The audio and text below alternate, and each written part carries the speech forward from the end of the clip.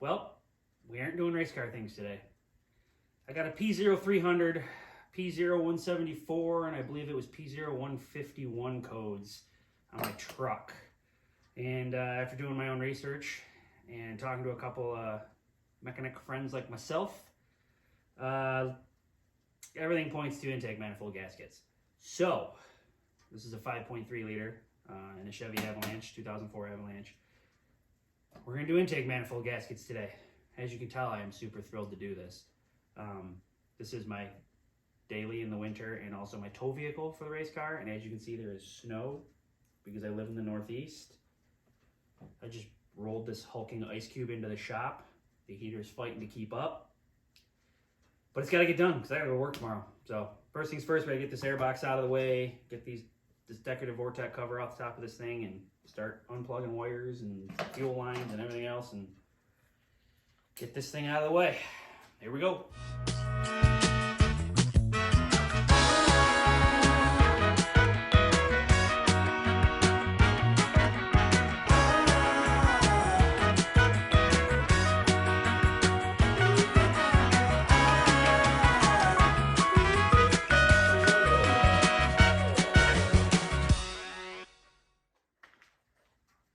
All right, so at this point, we got a lot of stuff unhooked here, but so far the only special tool you need is one of these bad boys.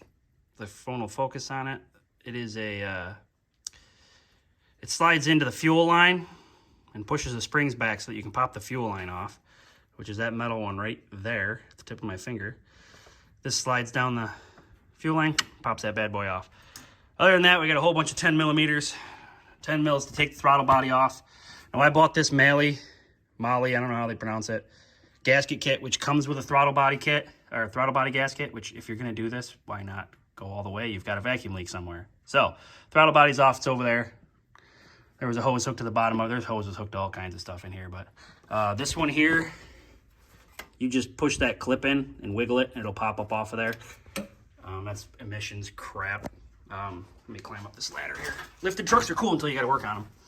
This has only got a 2.3. So this line here has to come off still, and that goes back there.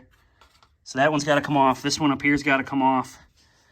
The fuel rails will stay on the intake, but all the fuel injectors had to get unplugged. They're fun. So the lock tab slides up, and you got to push it, and it's a very small tab in there to push. It's a good time getting those off. On this side, I was able to use a screwdriver and kind of push because they were pointing forward, but on this side, they were pointing backwards. So my fingers are probably bleeding, but I got all those off. Fuel injectors. There's a plug way back there. You can kind of see it. That's got to get unplugged. This one here has to get unplugged. There was a 10 mil nut here that held this wiring harness bracket down. So unhooked the wiring harness. I unplugged the alternator just to give us a little bit more room here to get this harness up. You see I bungee corded it to the hood there. So I'll pull that up out of the way. So at this point here, I have to unhook those connections with the hoses here, this one and that one over there. And then I should be able to take the bolts out of the intake and lift it up off of there. When I go to lift it up off there, I'm gonna have to fish this back through under that fuel line, which is not that big a deal. I just gotta remember to put it back when I go back on. So I pulled, what leaves and crap I could up out of there with my fingers, because when you pull this up, it's gonna open into the oil galley. Or actually, I'm wrong about that. This is an LS, so it's not going to open. It'll open holes, into the heads. But other than that, it should be all right. We can clean it up with a vacuum cleaner. This thing's filthy. This truck's got 234,000 miles on it. So as you can see, she's leaked oil over the years. I mean, there's the fill, so obviously it's going to be dirty and shitty around there where I've spilled it a million times. But, I mean, she leaks. It's a Chevy. It leaks oil, burns a little bit of oil. But it still pulls my race trailer no problem at 234,000 miles because it's a Chevy. So, yeah, I think we're about ready. A couple hoses, some bolts, get this intake manifold out of here.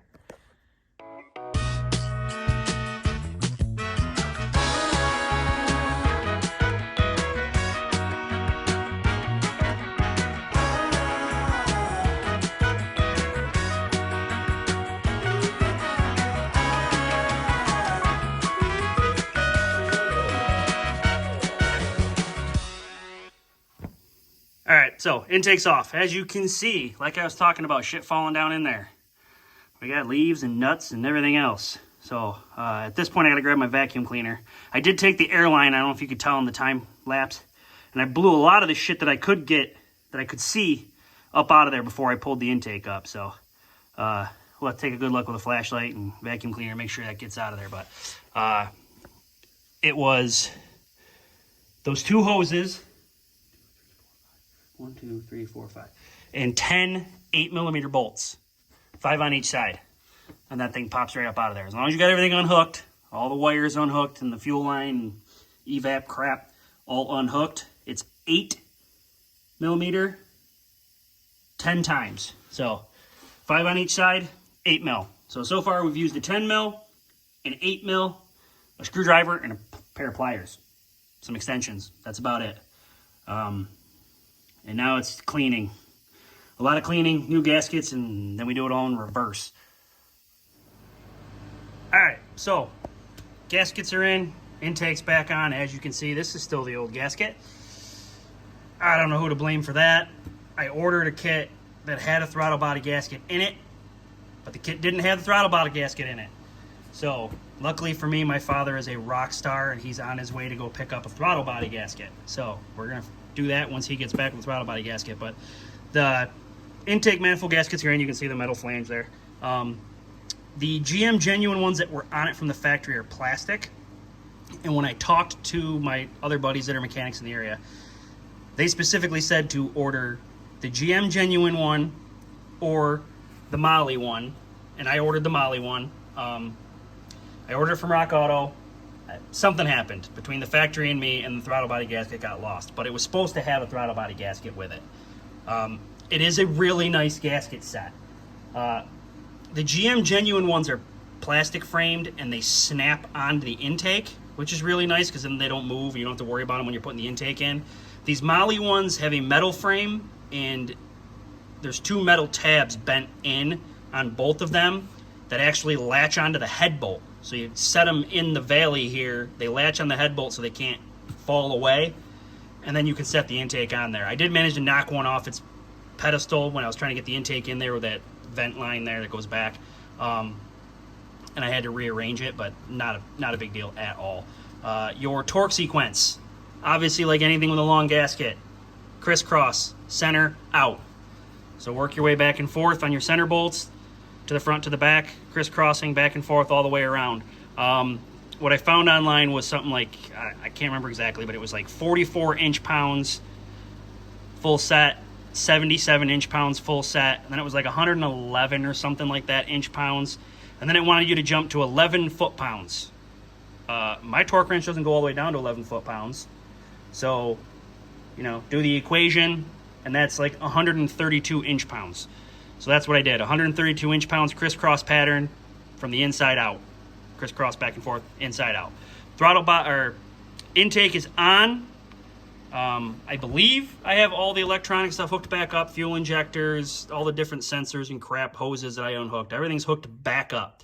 The only thing left is this throttle body. So when my father gets back with the throttle body gasket, I'll take my pick and, well, I'll probably do it before that. I'll take my pick and pull this old gasket out of here. And then put the throttle body back on, and then you can put the air box and that cute little Vortec cover back on, and we should technically be done. Hopefully it fixed my problem. I did order plugs and wires at the same time that I ordered the intake gasket, but build back better. Nothing comes in a timely manner, and everything costs more. So we're waiting on those, but let's hope that the gasket kit actually fixes the issue, and we can do the plugs whenever. So now we just wait for gasket to arrive.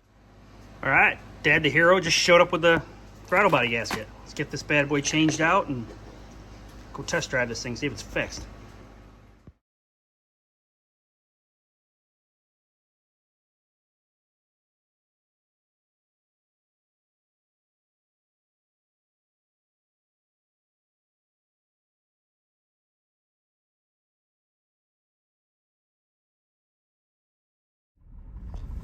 There's my filthy ass dashboard.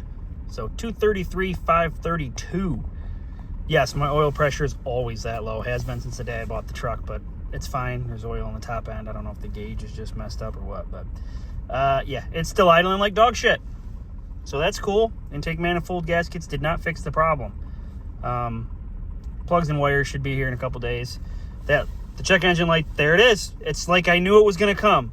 It's sitting here idling like dog shit. I was going to say the light's off, but it'll probably be on soon. And bingo bango, there it is.